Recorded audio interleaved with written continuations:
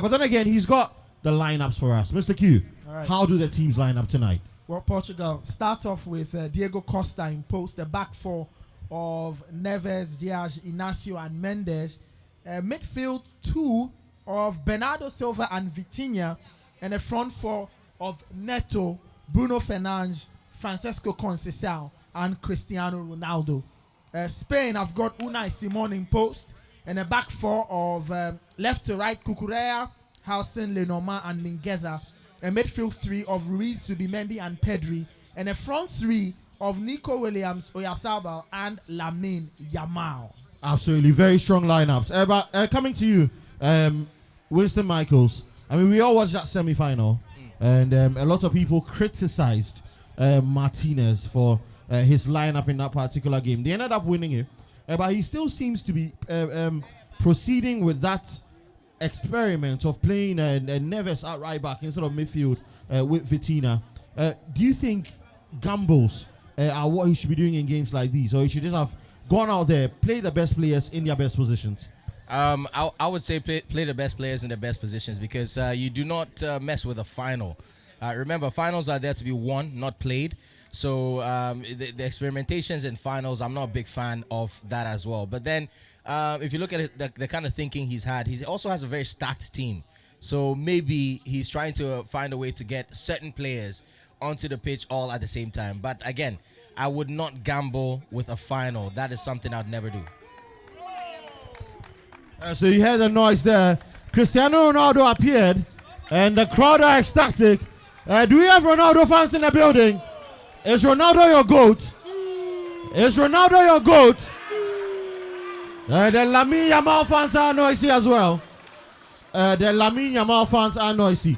But I mean, Nathan Kwao, it's just amazing how we've made this game about two individuals.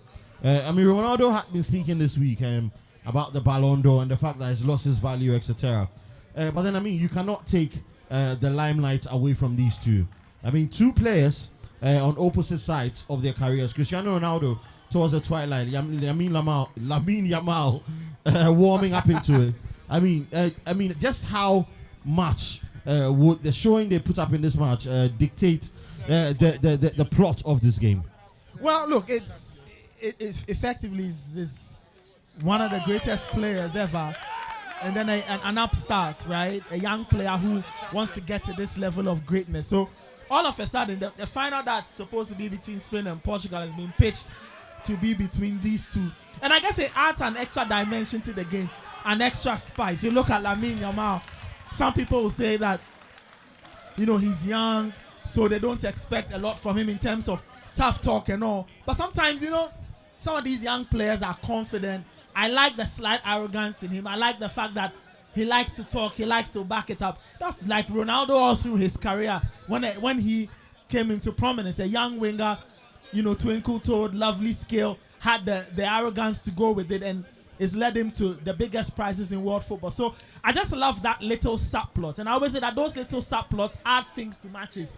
They add to the storyline. They give the game a little spice. And they give the fans something really interesting to enjoy outside the game or in addition to the game. So I guess it adds something to it. It will be fun to see who emerges on the right side of the story. And trust me, whatever the story is, fans will have days and days of incessant arguments as to who walked away from this story, the hero or the villain. Absolutely, Nathan Kwao, with great analysis on that part. Eustace, people will also look to invest in this particular one. They don't just want to watch it and walk away. So the Sporting Stock Exchange people are in the building. We have investors in the building who want to make some money from this. What should they be looking to do, Eustace? Well, with this Spanish team, of course, under Luis de la Fuente, you know they are dynamic. They will score goals, and that's what they've been all about throughout his tenure. And I believe tonight won't be any different from that, because we are coming up against a very pragmatic Roberto Martinez, who will like to open up the game early on. I think we would expect goals.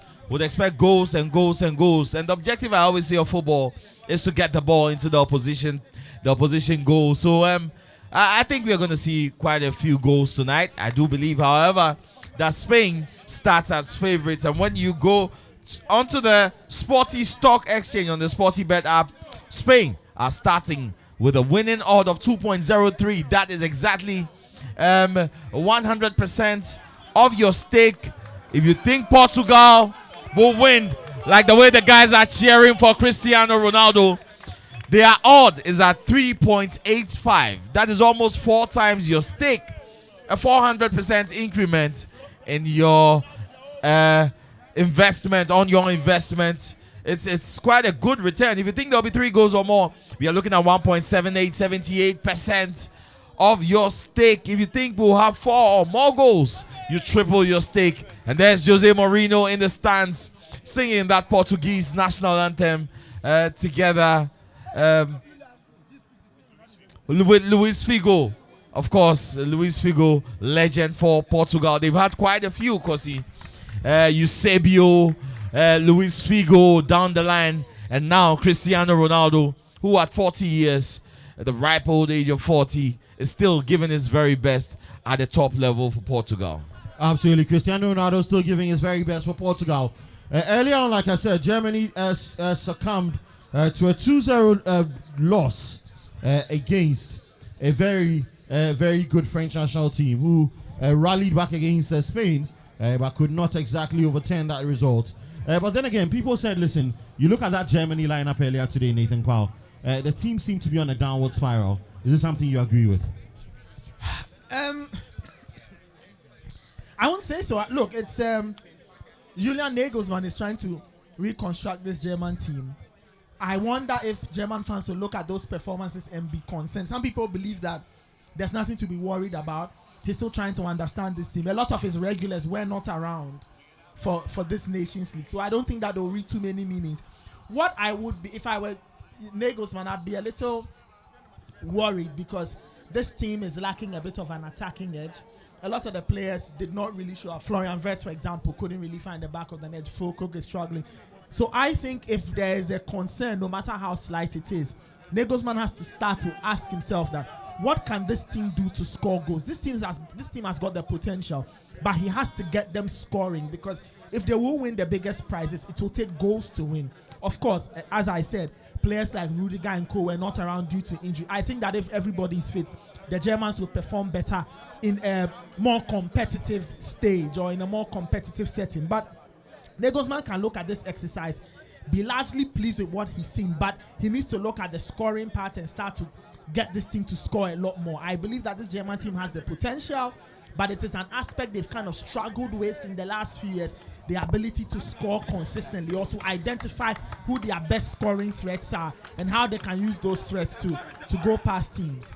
Absolutely. But Eustace has an update for us from the tennis. Eustace, what is the update? All right, so right before we kick off, the news trickling in is that Carlos Alcaraz is champion at Roland Garros. After 2 sets down, he's fought back in a game that lasted 5 hours and 31 minutes. It's 7-6 in the 5th set to Carlos Alcaraz. He's champion, his 5th Grand Slam over Yannick Sinner, who has capitulated in this final. He was 2 sets up, was looking in fine form.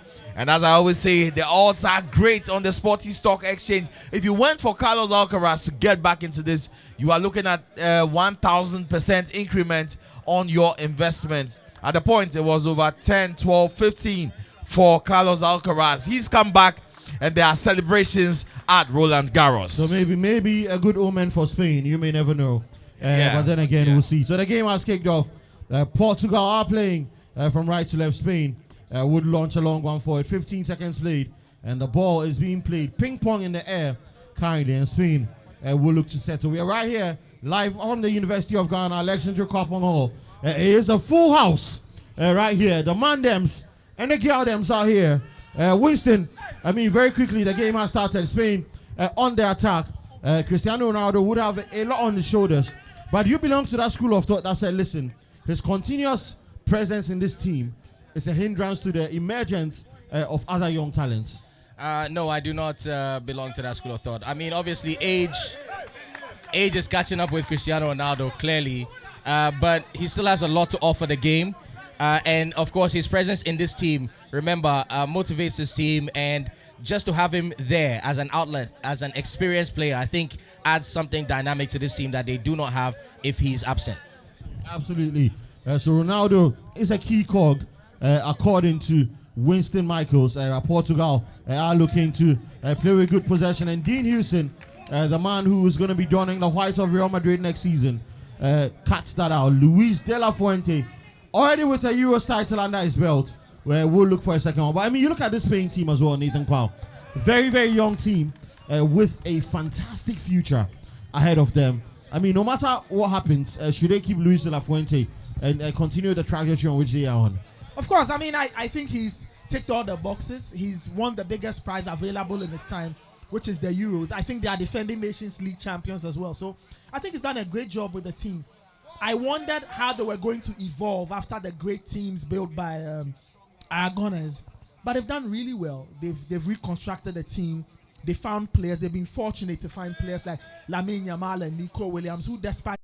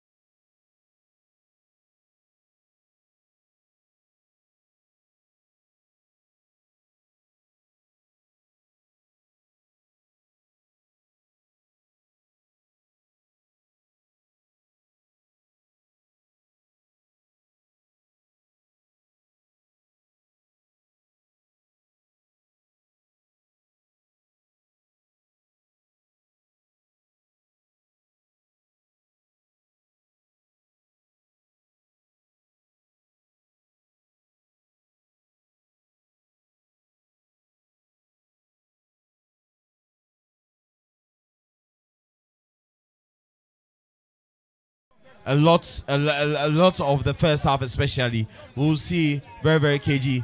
Very little room for Yamal to operate in. Portugal will be quick to close in. I think by now, the rest of the world should have noticed what he brings to the table. And he's a very tricky customer on that wing. So definitely we will have moments. And I think moments will describe how the narrative goes for these moments. Will decide whoever wins this one. But then again, here's Cristiano Ronaldo, already a marked man. Everybody knows what he brings aerially.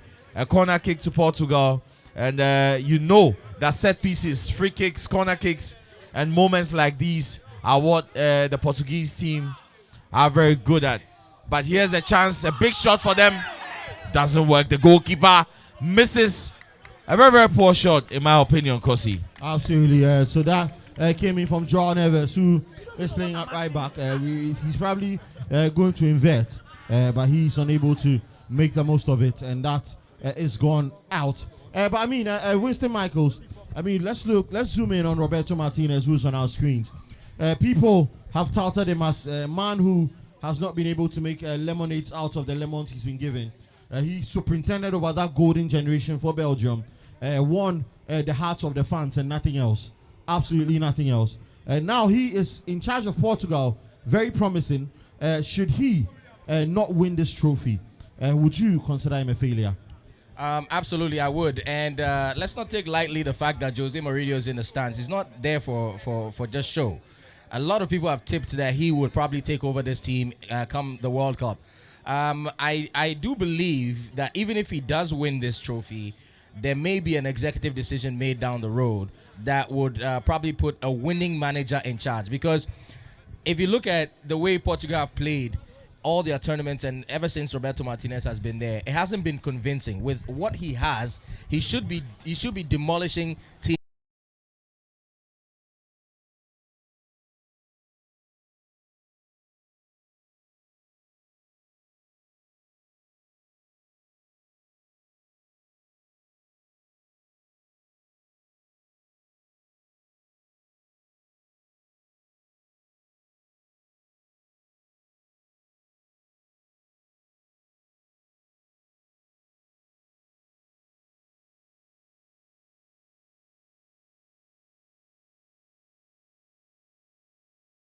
disciplined. They are looking fantastic ball. Mark Cucurella, what can he do? Finds the ball into the box, but no. Portugal back to Diogo Costa, who will launch a long one for it. But Eustace, I mean, has this game started with the kind of intensity you expected?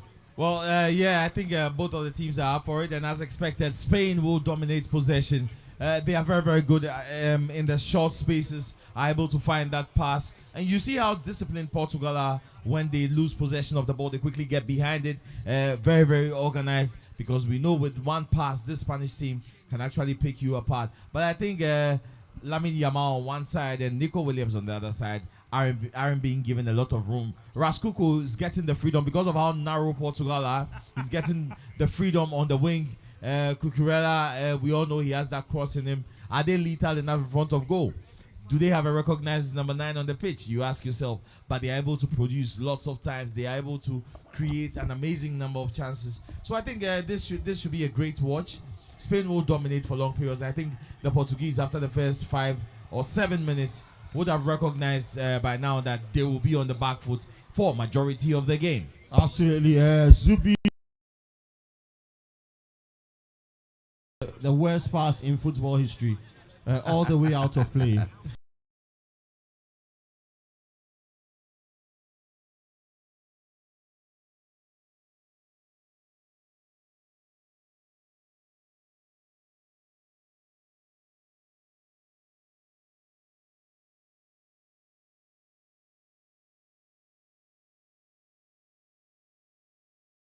One.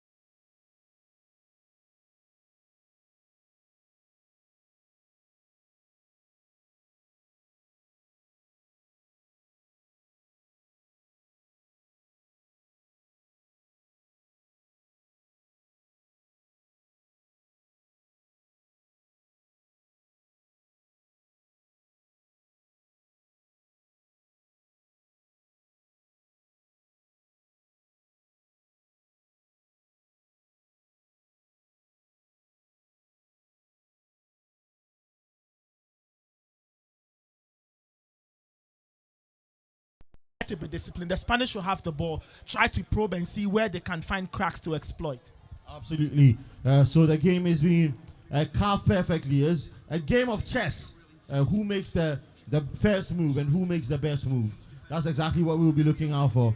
I mean, if you look at it critically, Lamine Yamal is gone down the left-hand side. Now he started out on the right. He's gone down this side. Nico Williams has taken the opposite side. It's all in a bit to feel out the Portuguese defense to see where is it they can find something to exploit, something they can build on. So we'll see a lot of these rotations, a lot of these changes and shifts, all in a bit to find a weakness. Once they find something, it's likely they will exploit that gap. Absolutely. So they will be looking to find something. Bruno Fernandes is at the end of that infringement. Portugal will look to build from the back as well. They have been very conservative. Cristiano Ronaldo, he comes and he gives the ball away. Spain on the attack. Can they find incursions? Lamine Yamal looks to take his man on. He takes his man on, strikes into the box. But Mendes shows him that no way past. But Lamine wins the ball again. 2 out cheers. And that is definitely a foul. I mean, what a talent. Wow, Kosi. Truly world class. I mean, look at the run, the hunger to go back, fight for the ball, win possession, and look at the show of strength against Nuno Mendes. I mean, he rides the first tackle, second one, and then and it's so silky, so smooth. And this boy is a star. I think there's no doubt about it. Every time he has the ball, there's a burst of life that comes into the game. And by far, he should be the most dangerous player for Spain tonight. I think if there's any goal threat, it doesn't matter how many markers you put on him, how many times you double up, triple up on him. He is a star, Kosi. You know, and for me, the thing about Lamine Yamal that I like so much is the bravery and the confidence. The fact that you will throw him, and he really doesn't mind. He will keep going and keep going. Look at that. He lost the ball, goes back to take it, comes in, tries to cause a problem. And it's that insistence. That's what worries defense. The fact that he won't stop running at you, and the fact that the running could create all kinds of problems. That's why he's a dangerous player. So Lamine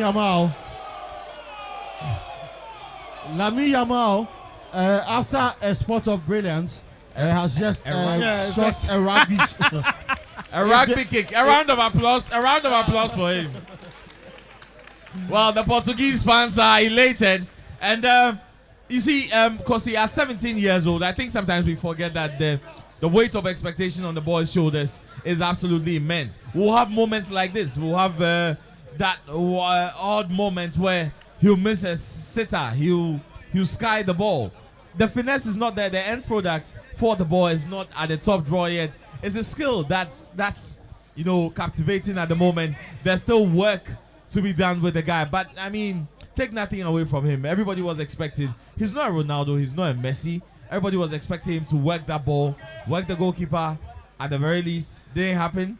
But then, as he's shown time and time again, he will go back. He will fight for the ball. Here's Spain with Marc Cucurella trying to go lateral and expand the Portuguese defense as much as possible. Create those spaces in the middle of the pitch where they can pick you out with Zubimendi and co. But they are very calm. They feel no pressure.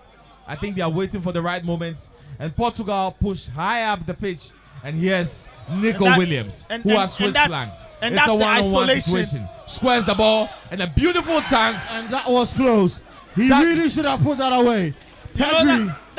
That's the isolation I was talking about.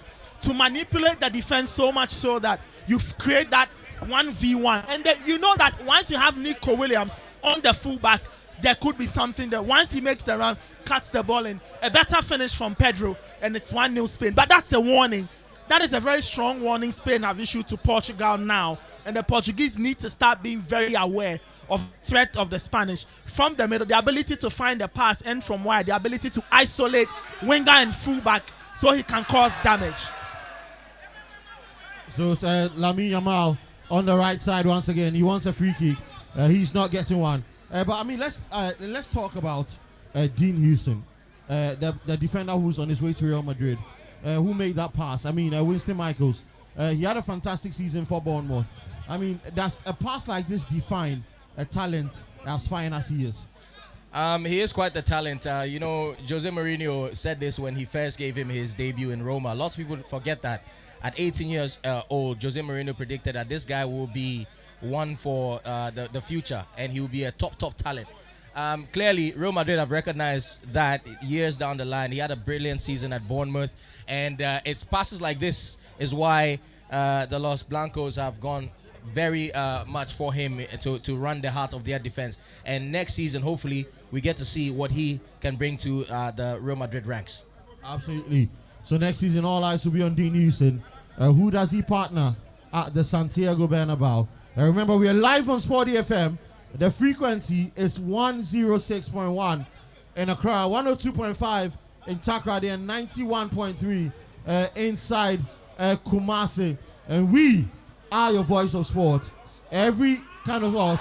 And Nico Williams, I mean, what a shot.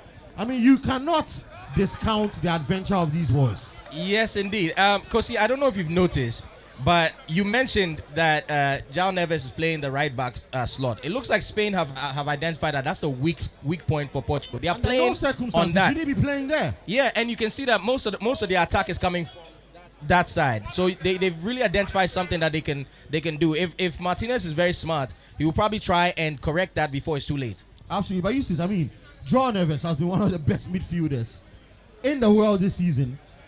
Diego Dallo is on the bench, a natural right back.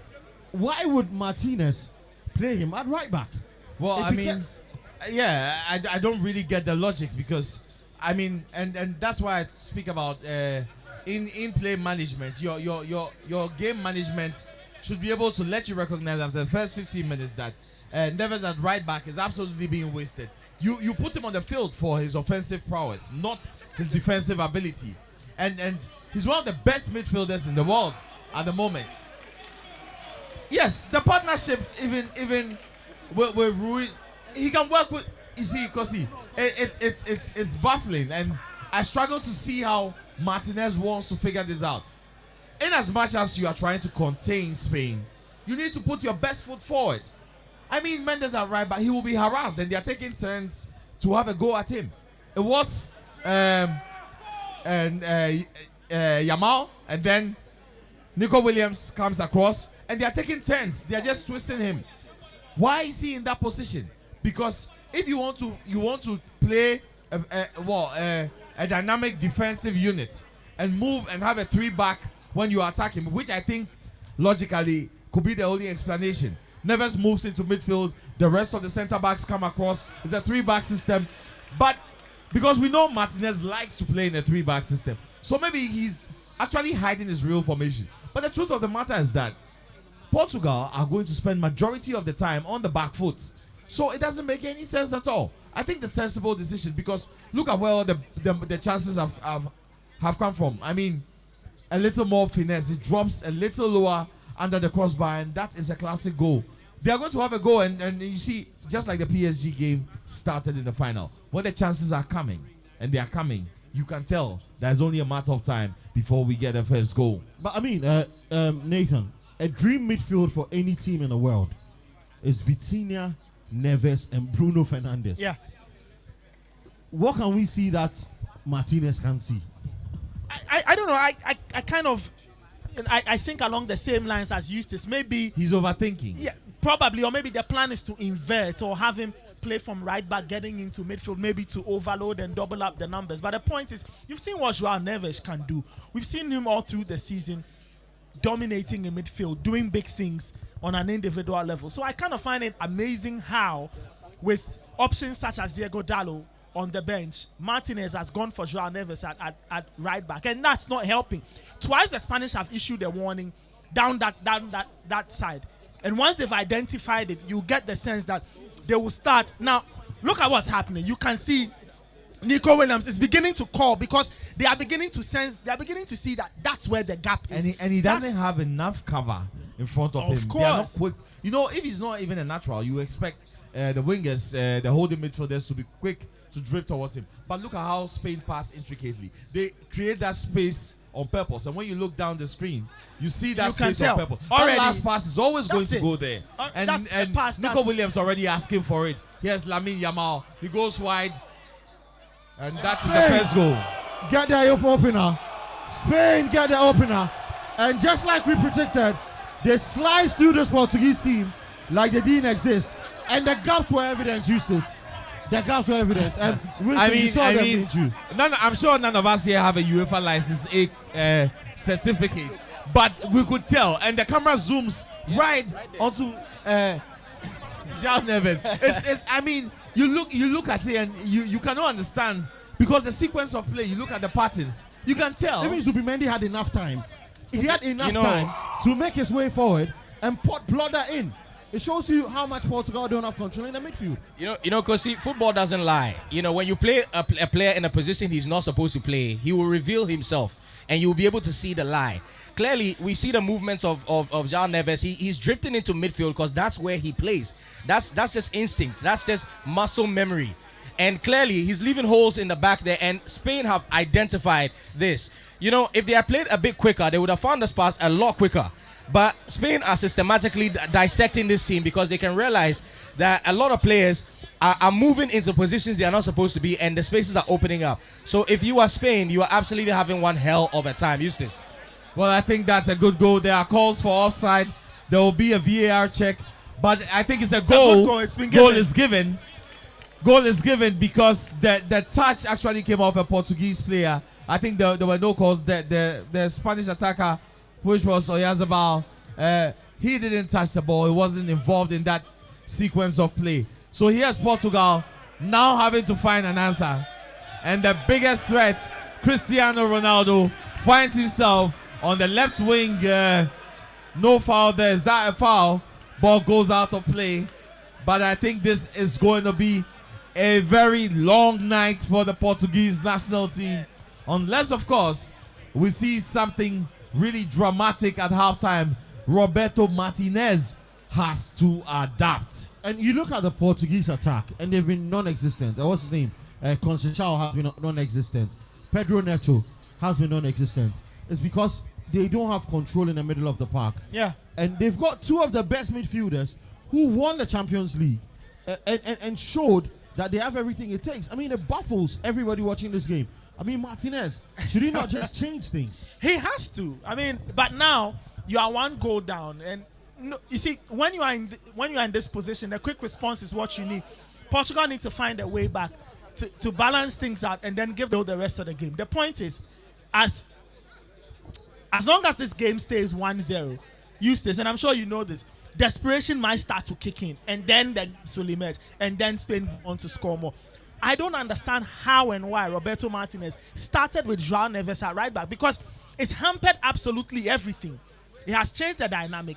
The Spanish now have a place they have access into the Portuguese area. They know exactly what they want to do. If you watch the play, it's a very simple pattern. Always try and isolate João Neves and Nico Williams, or try to find an outlet. And you can't.